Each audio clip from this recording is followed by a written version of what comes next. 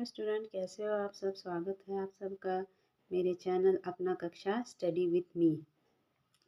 आज हम लोग पढ़ने वाले हैं जीके ओलंपियाड क्लास 3 के बच्चों के लिए chapter 3 India and the world. और देखिए, इंडिया एंड द वर्ल्ड में हमें टेस्ट स्किल्स में क्या क्या पढ़ना है। Indian state and UTS, dance forms and dancers, music and musicians, famous personalities, flag of countries, India's neighbors, traditional dishes and countries, landmarks, currencies, festivals and capitals। इन सभी चीज़ों के बारे में हमें पढ़ना है, तो आइए वीडियो शुरू करते हैं। पहला क्वेश्चन है हमारा, which country has the longest boundary with India. Option है नेपाल, बांग्लादेश, भूटान और चाइना। सो इसका करेक्ट ऑप्शन है ऑप्शन बी, बांग्लादेश। जो बांग्लादेश है, इसका इंडिया के साथ जो बॉर्डर है, इसकी जो बाउंड्री है वो है 4096 किलोमीटर। अब देखिए, नेपाल का कैपिटल काठमांडू है। भूटान की कैपिटल जो है वो थिम्पू है। और चाइना की कैपिटल क्या है। अब यहाँ पर बांग्लादेश है। बांग्लादेश की कैपिटल जो है वो है ढाका। और इंडिया का सबसे ज़्यादा बॉर्डर किसके साथ लगता है, तो बांग्लादेश। क्वेश्चन नंबर 2 है, which is the largest state of India by area. Question number 2 में पूछा जा रहा है कि इंडिया का सबसे बड़ा स्टेट कौन सा है। तो ये है राजस्थान, ऑप्शन सी। तो ये जो राजस्थान है, इसकी कैपिटल है जयपुर।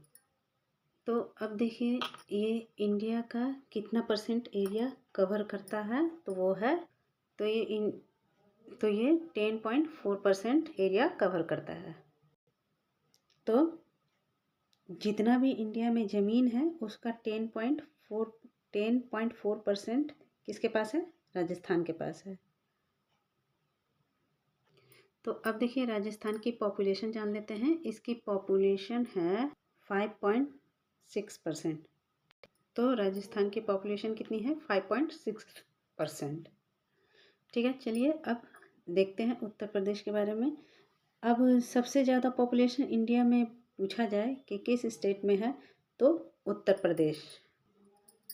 उत्तर प्रदेश की कैपिटल क्या है, लखनऊ।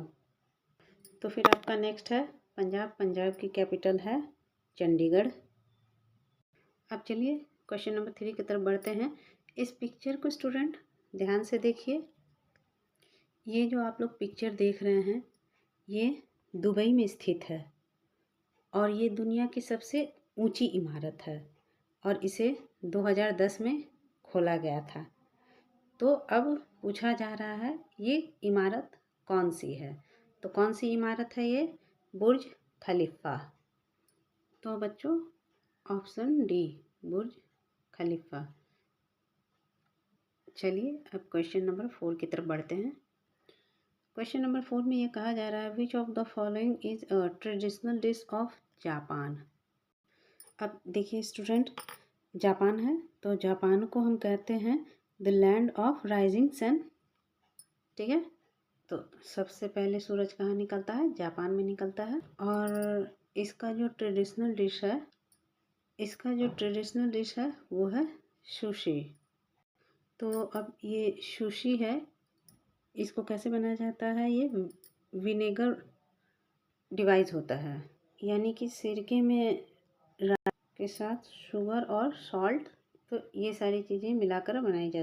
तो ट्रेडिशनल डिश कहाँ का है, ये जापान का है, सुशी। अब देखिए ऑप्शन ए में है लसाग्ने। ये कहाँ की डिश है, ये पास्ता के जैसी दिखती है और ये कहाँ की डिश है, इटालियन। अब ऑप्शन सी रिसोटो, ये चावल से बनी होती है और ये कहाँ की डिश है, ये भी इटालियन डिश है। नेक्स्ट है पिज़्ज़ा, ये भी इटालियन डिश है। क्वेश्चन नंबर 5 देखते हैं। क्वेश्चन नंबर 5 में पूछा जा रहा है the person shown in the picture was the architect of India's white revolution which helped India emerge as the largest milk producer in the world. Identify him. अब देखिए question में पूछा जा रहा है वाइट रेवोल्यूशन। वाइट रेवोल्यूशन आपका किससे संबंधित है? ये आपका रिलेटेड है मिल्क से, मिल्क के प्रोडक्ट से, मिल्क के प्रोडक्शन से। जब इंडिया में बहुत ज़्यादा मिल्क प्रोड्यूस होने लगा था तो इंडिया में वाइट रेवोल्यूशन का फादर किसे कहते हैं? तो इसके फादर हैं वाइट रेवोल्यूशन के doctor Verghese Kurien. Option B. तो आपने अमूल दूध का नाम सुना ही होगा, टीवी पे भी ऐड आता है, आप लोग यूज़ भी करते होंगे। तो उसके जो फाउंडर थे वो यही थे, डॉक्टर वर्गीस कुरियन। एक और नाम से इनको जाना जाता है डॉक्टर वर्गीस कुरियन को, who is the milk man of India. तो मिल्क मैन ऑफ इंडिया किसे कहते हैं? तो वर्गीस कुरियन को कहते हैं।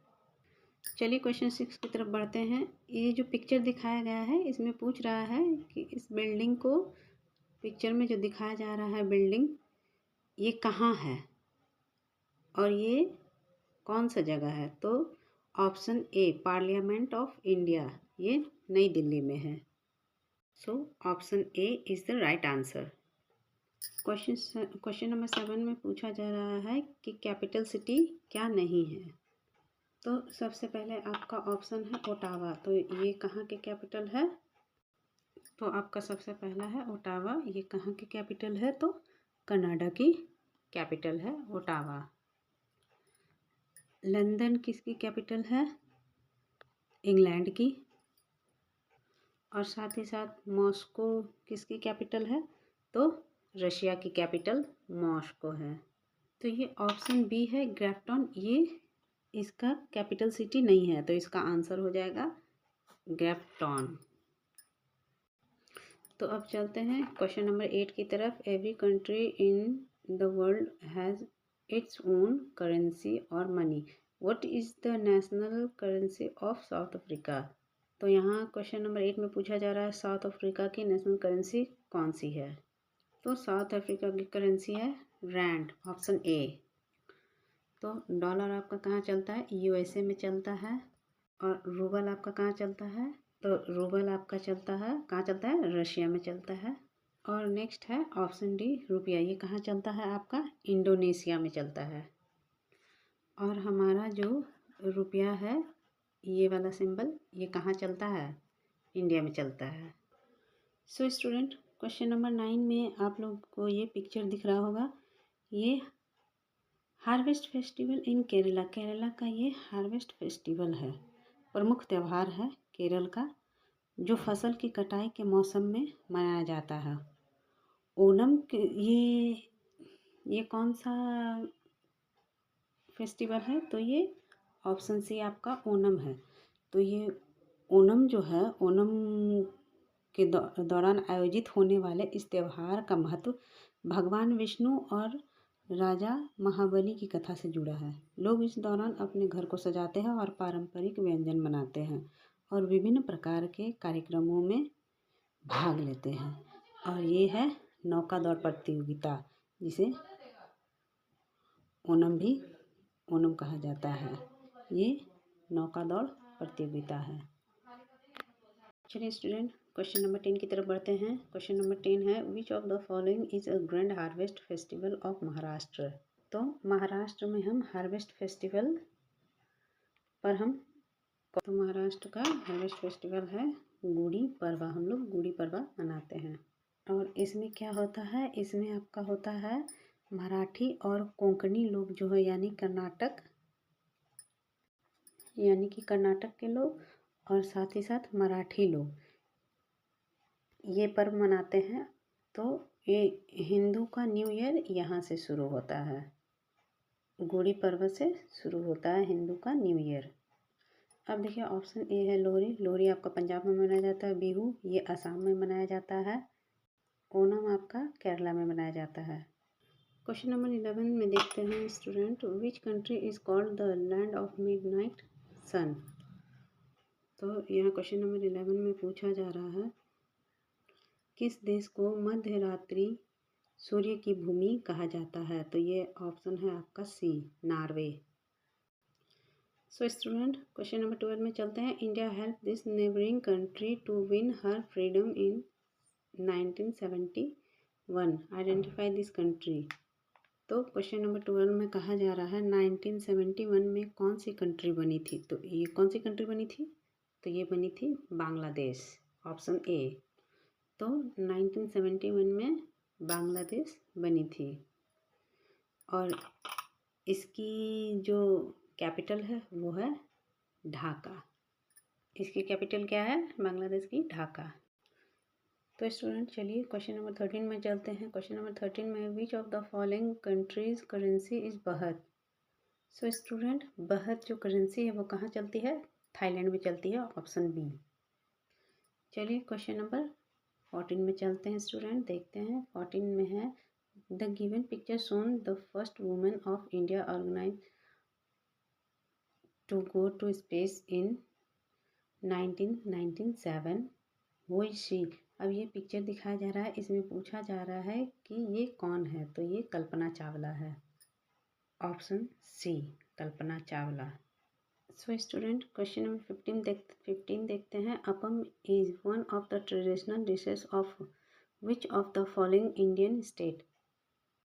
क्वेश्चन नंबर 15 में कहा जा रहा है अपम किस राज्य के पारंपरिक व्यंजनों में से एक है। तो ये है आपका ऑप्शन सी, केरला। अपम जो है केरला का ट्रेडिशनल डिश है।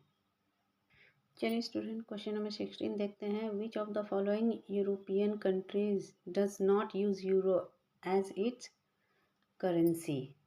तो क्वेश्चन में कहा जा रहा है कौन सा देश है जहां यूरो यूज़ नहीं होता है।